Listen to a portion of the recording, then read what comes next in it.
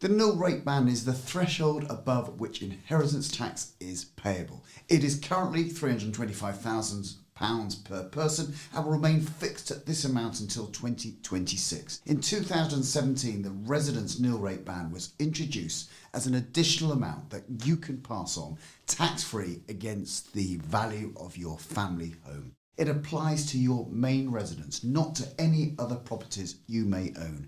It is currently set at £175,000. This can save you tens of thousands of pounds worth of tax, but the rules aren't that simple. To use the residence nil rate band, you must pass your property on to direct descendants, such as children. And that can include fostered, adopted or stepchildren or grandchildren, but not nieces nor nephews. It is important to note that you cannot use a discretionary trust to pass on your home, but some other types of trusts do qualify. Discretionary trusts feature in many people's wills, so you should review yours if you want to make use of this additional nil rate band. If you're unsure what defines a discretionary trust, it's a trust that gives the trustees discretion over which beneficiary receives the money in the trust and when they receive it.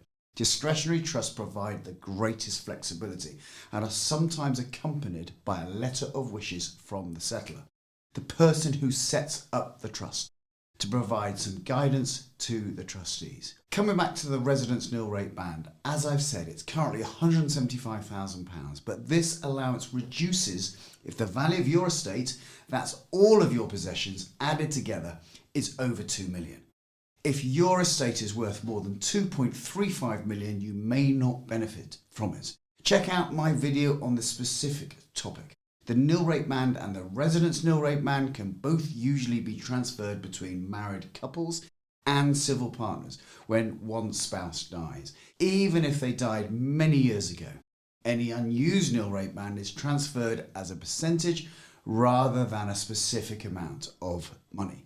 This is in case there is a change in the nil rate band allowance, which could easily be the case if the first spouse dies many years before the second. It doesn't matter if the nil rate bands have grown since the death of the first partner. If they didn't use any of their nil rate band or residence nil rate band, 100% of the bands will be transferred and the surviving spouse will have 2 full bands to use, regardless of how much they have increased in the meantime. The home being inherited by your direct descendants does not have to be worth more than the basic or transferred basic threshold to get the residence nil rate band. You apply the residence nil rate band allowance to your whole taxable estate, not just to the value of your home, so your whole estate shares the benefit of the residence nil rate band.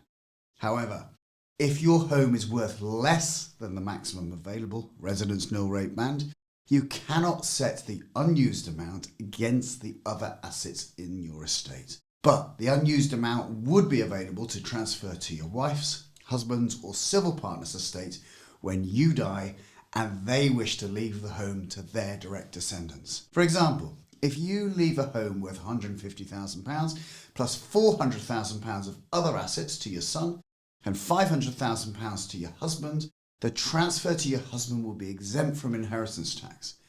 But the transfer of your home and other assets to your son will be liable for inheritance tax. As your home was only worth £150,000, only £150,000 of the available residence nil rate band.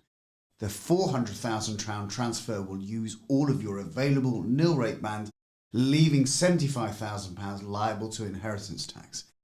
In this case, there is no unused nil rate band to transfer to your husband, but there is £25,000 of the residence nil rate band that can be transferred for your husband's estate to use on his death. For more information on how to calculate how much nil rate band or residence nil rate band you are eligible for, take a look at the government website. I'll put a link in the description below.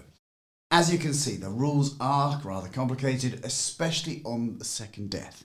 So I strongly suggest that you take professional advice. Thank you for checking out my YouTube channel. I'm Justin King. I'm a chartered and certified financial planner. And my aim is to help people live successful lives. That often involves understanding your money. I hope you've enjoyed this video. Please press the like button to help more people like you find my channel, and subscribe, of course. And check out the description below for all the useful links on the things I've discussed in this video. For now, I'm Justin King, helping you live your best life.